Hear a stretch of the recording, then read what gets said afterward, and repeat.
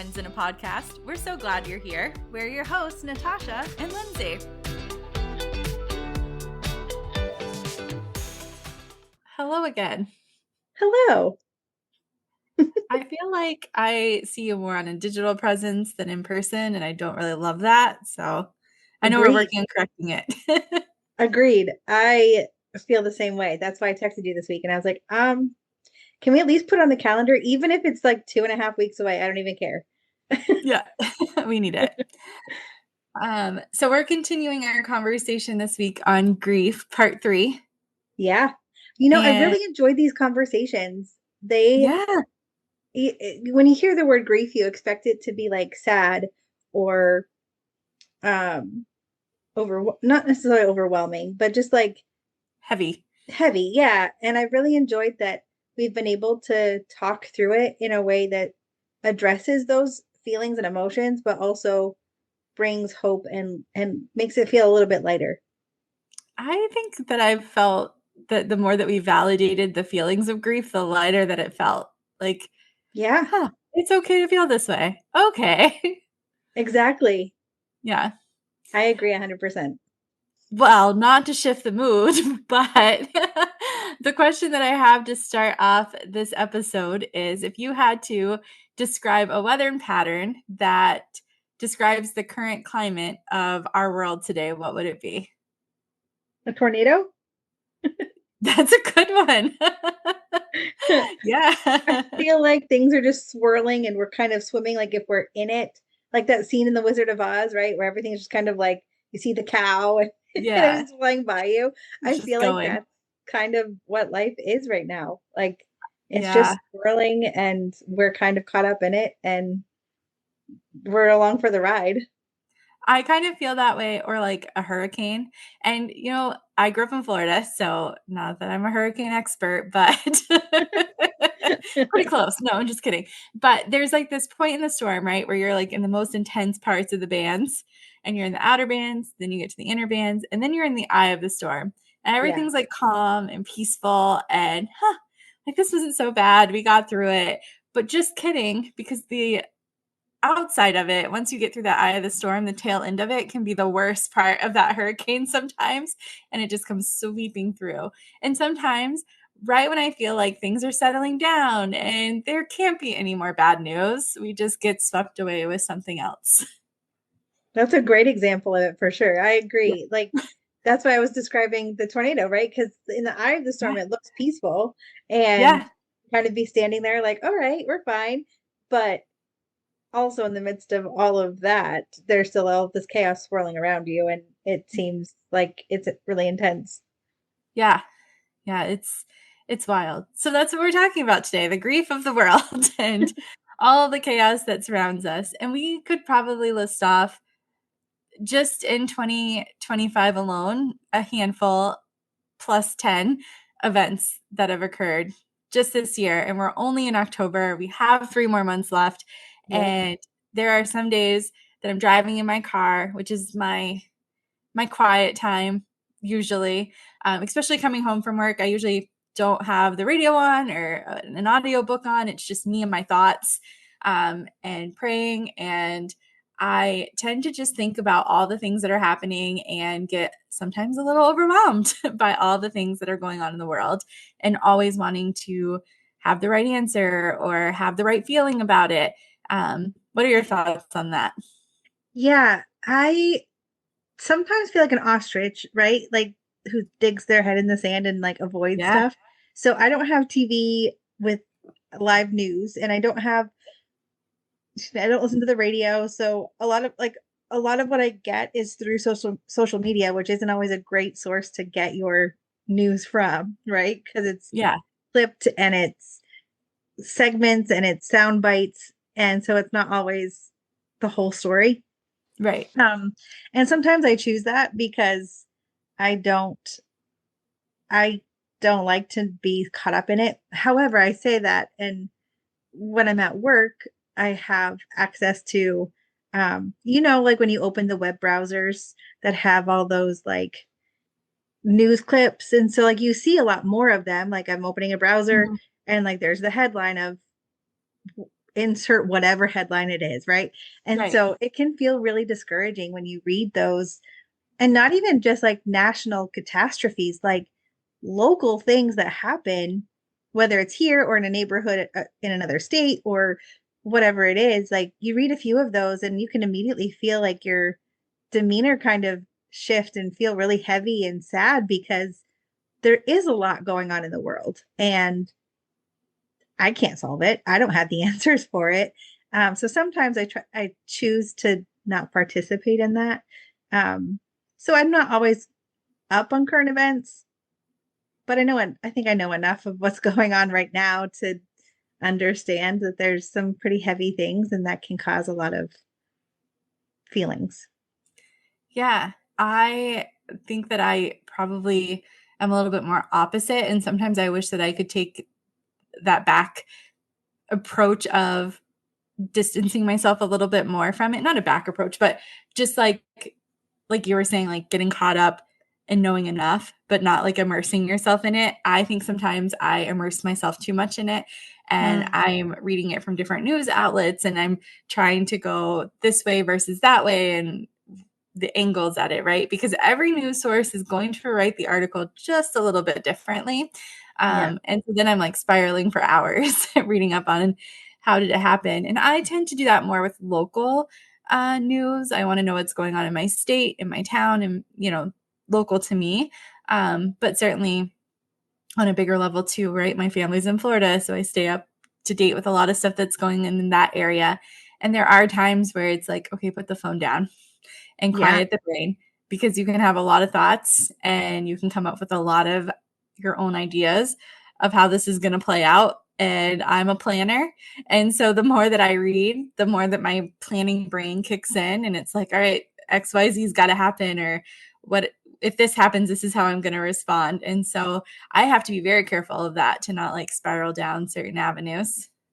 I agree. And it's really hard to like, I don't know what the balance is, right? Because in my adult life, a lot of the people that I've been surrounded by, they are on all ends of the spectrum, right? Like there's the people who avoid any sort of news at all. Then you've got the Mhm. people who, like you said, are immersed in it. They know both sides, they know the middle, they know all of it. And I'd like to find myself in the middle, but it's hard to balance it because I feel like it sucks you in because that's what the media does, right? Like anything, whether it's Mhm. political or not political, the media sucks you in. And um, they're like, oh, this is a catastrophe. And it's like, I broke a fingernail, right? Like, Yeah. and like a silly example of that, like I remember one year locally here in our state, we were told that we were getting a blizzard. Like it was going to be, you might remember this, we were getting a blizzard. It was going to be whiteout conditions, like feet of snow. Prepare. So everybody went to the store. There was not a loaf of bread on the shelf. Lines through the store to like prepare for this blizzard of that hadn't been seen in like 50 plus years, right? And the news picked it up and like they told everybody like you got to hunker down, make sure you have water, you're not going to have power, all this stuff. Which in reality that can happen. That's not uncommon for New Sure. England, Yeah. but it was blown out of proportion. We literally got like an eighth of an inch of snow. I worked at Starbucks at the time and they never closed the store for anything and they shut the store down. Everything in the town was closed. Our Walmart was closed, like everything. Yeah. Nobody was on the road and we had literally this much snow. Like, Yes. and that's a great example of what happens when you get sucked in, right? Because if we would have just Mhm. taken it for a storm is coming, like we know happens every other weekend in the winter, Right. prepare accordingly and we would Yeah. have been fine. But everybody went into panic mode because apparently we were getting an obscene amount of snow that we hadn't seen in record time. And it was not that at all. So Yeah. that is, you can take that for what it is, I guess. No, it's so true. And I think that there certainly are those times where we over prepare ourselves. I grew up with a parent who always used to say to us, expect the worst. So that way, whenever bad things happen to you, you're not disappointed or like you're not surprised. But that's such a terrible mentality as I get older. That's so 'Cause I'm like sad. I'm always walking around waiting for, like, the biggest shoe to drop and, like, the worst thing on the planet to happen, and then, like, I struggle with anxiety, and so then my thoughts just go out of this world, right? And so I think in comparison to that storm, it's the same thing, right? Like, expect the worst. Like, I'm not going to make it out. I'm going to have to dig myself out for 5 days. And Right. now I'm stuck with canned soup for the next 2 years because I Yeah. over prepared.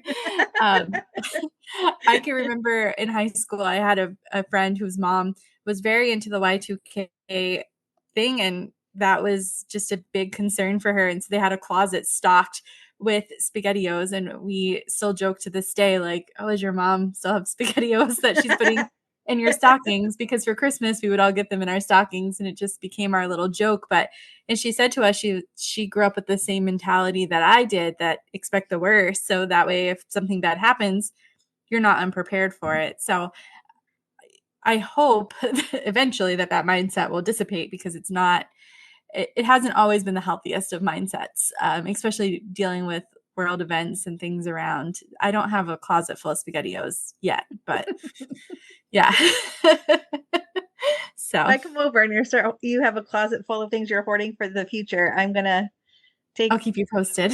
yeah, I'll help you dispose Yeah, of them.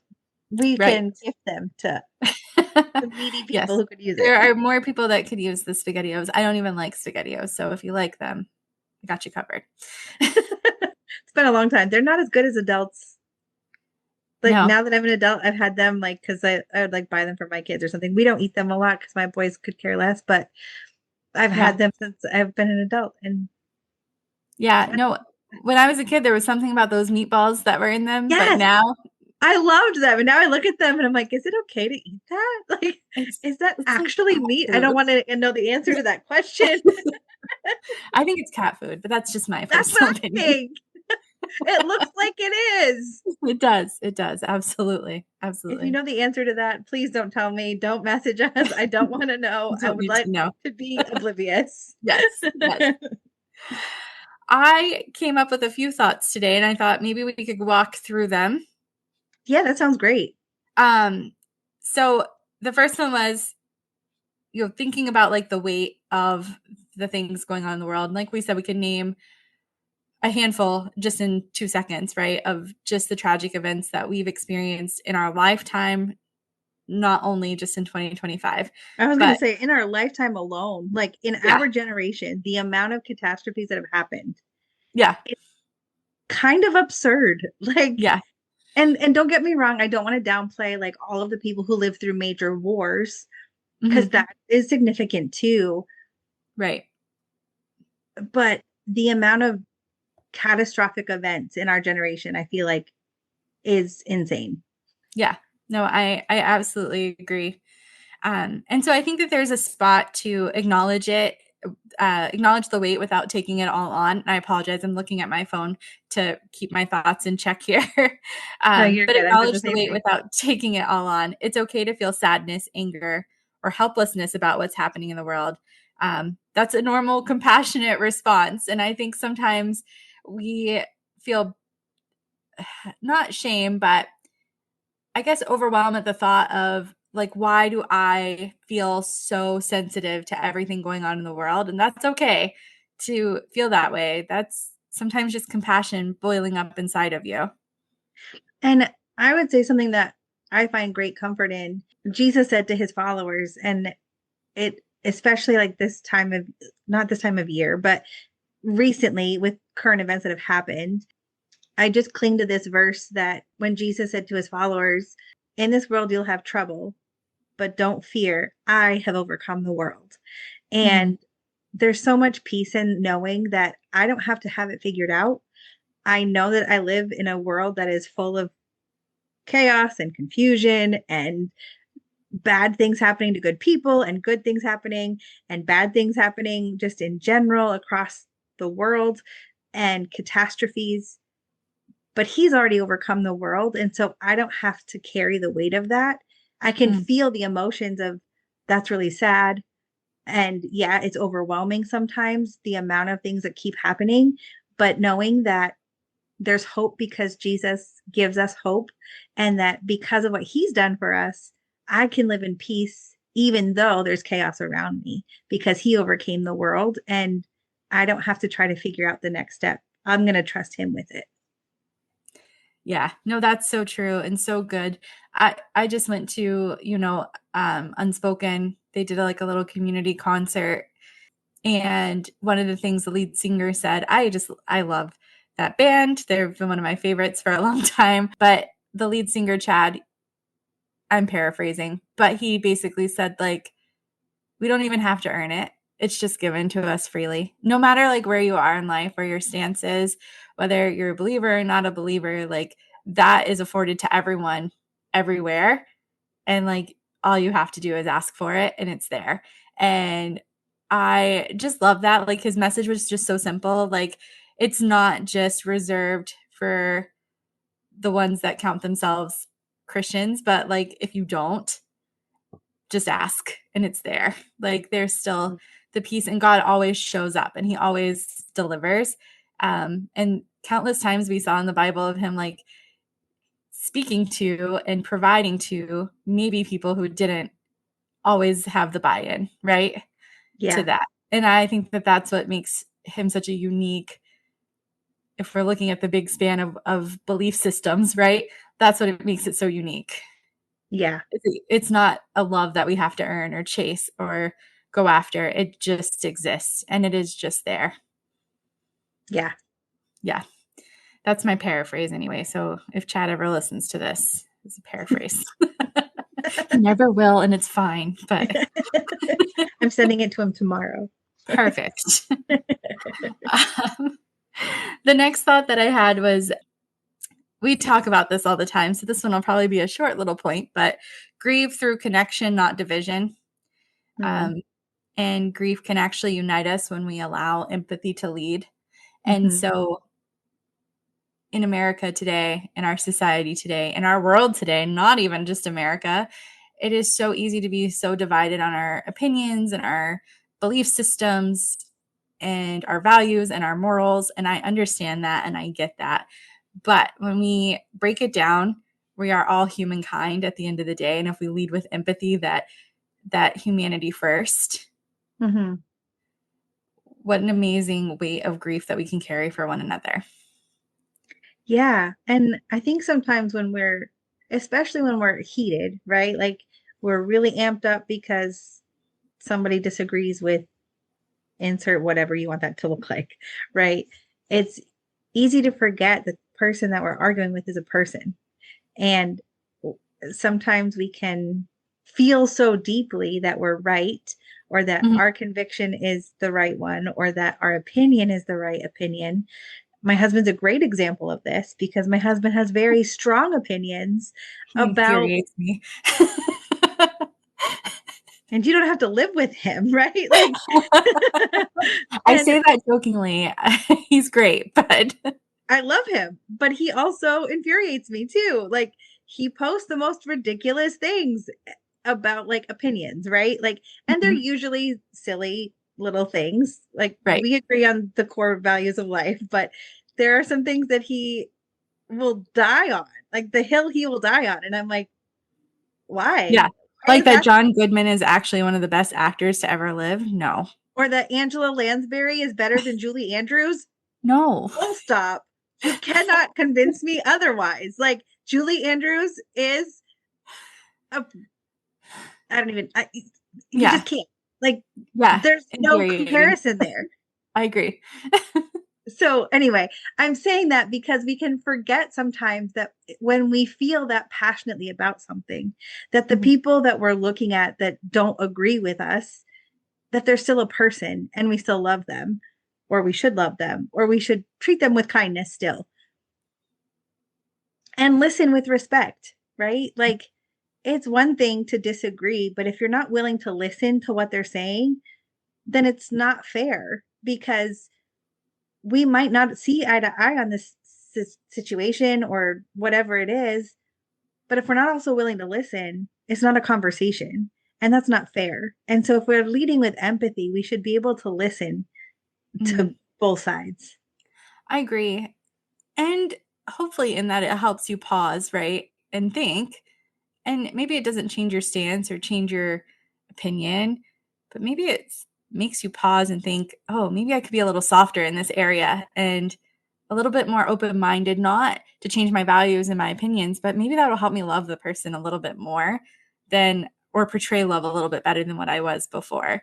I had a good friend of mine visit recently, and we had a debate about something in the car. And I don't want to get into all the logistics of it here, but we were going back and forth, and we had very strong opinions about this topic. And at the end of it, he looked at me and he said, "Wow, that was a really good conversation, and I'm glad we had it because I have a lot to take back and think about." And I was like, "No, I also have a lot to think about how I approach people." And Mm. being I'm in the business of people and I need to know how to approach them and how to communicate with them. And it was just such a good conversation that the two of us had. And we are very different in a lot of ways. We're Yeah. similar in some, but it was good to just kind of have that challenge and opposing thoughts coming back and forth. And we didn't walk away angry at each other, and our friendship is still strong. But it challenged both of us to think a little bit different and to maybe shift our perspective a little bit more. Yeah. Yeah. And it's not always easy to have those conversations, especially because, at least in my perspective, I don't want to like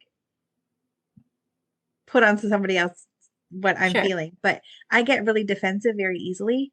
And Mhm. so it's hard for me to have those like combative conversations because my guard goes up, I get defensive, or I shut down. And so my communication skills could be sharpened with that, right?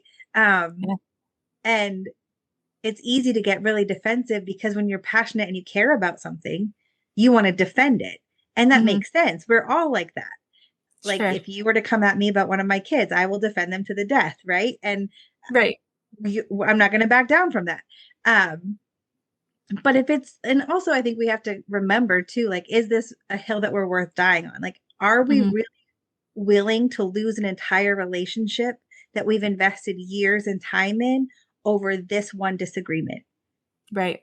Yeah. And that's the part that makes me really sad for the state of our world right now, because so many relationships have been severed because of disagreements that at the end of the day, you're not going to see them at Christmas because you disagreed about this one thing. Is that worth it?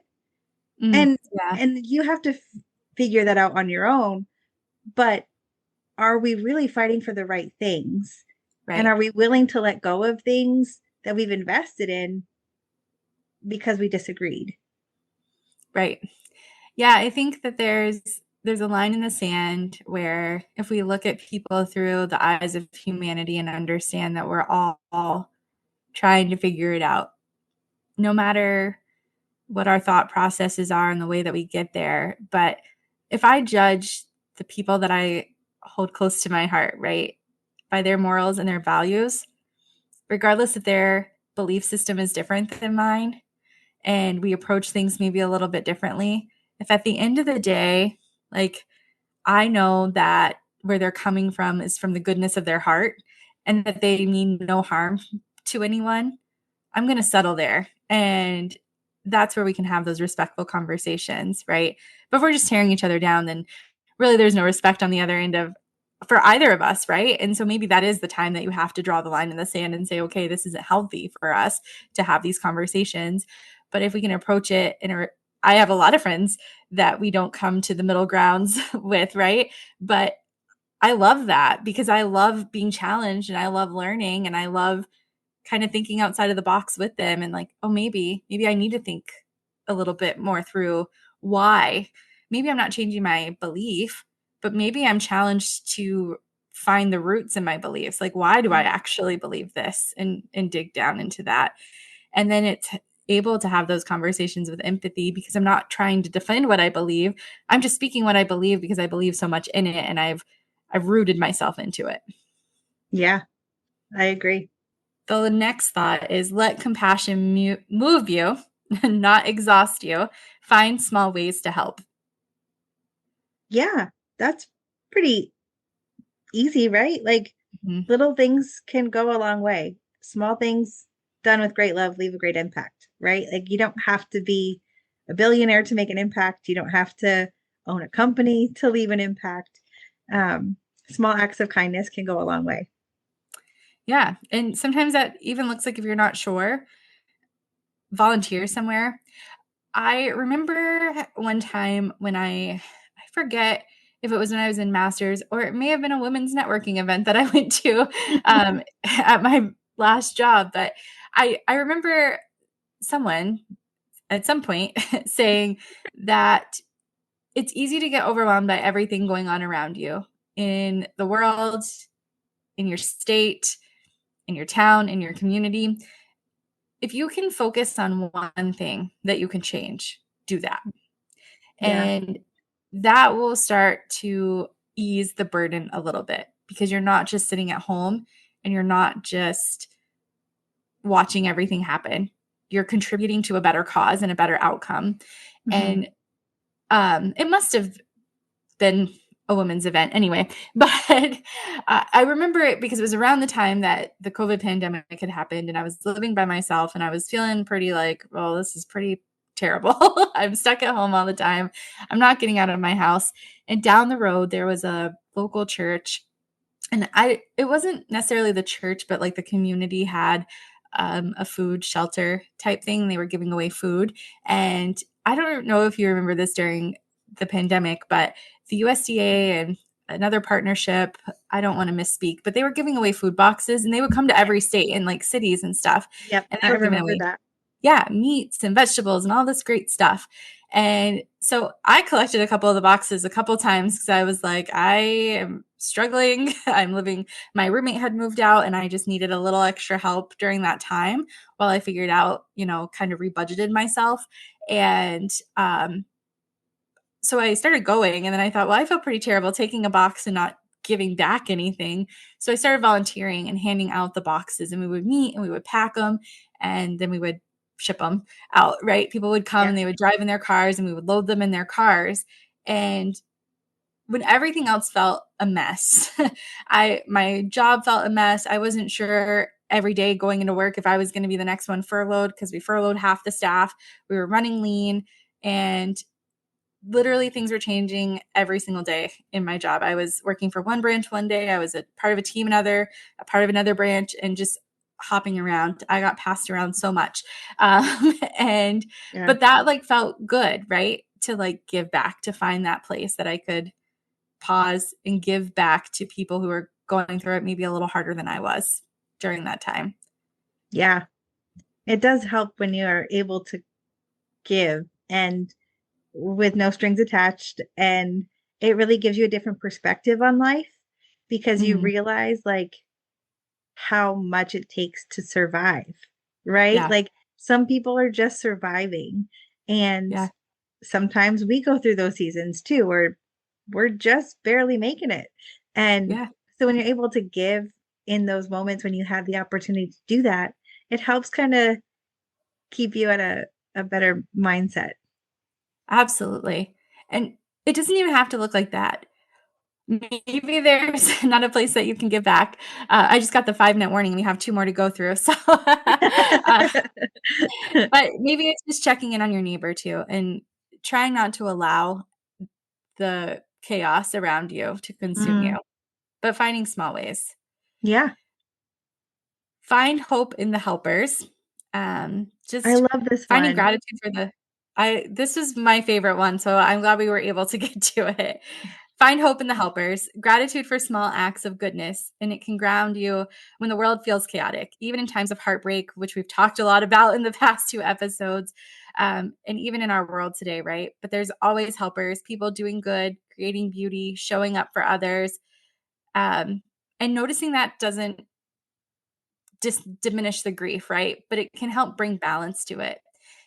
And I would even go a step further and say, be the hope, be the Yeah. helper. Even if it's just smiling at somebody in the store or helping somebody, letting them cut in line in front of you because they have 2 items and you have a cart full. Like all these little things just add up, and we never know the impact, the ripple effect that we're going to have in someone's day. And it doesn't ever cost anything to be kind, right? Like I can't tell you how many times like someone in the store has said, "Oh, hey, I really like your sweater." I don't know the person, but do you know what Changes your that whole day.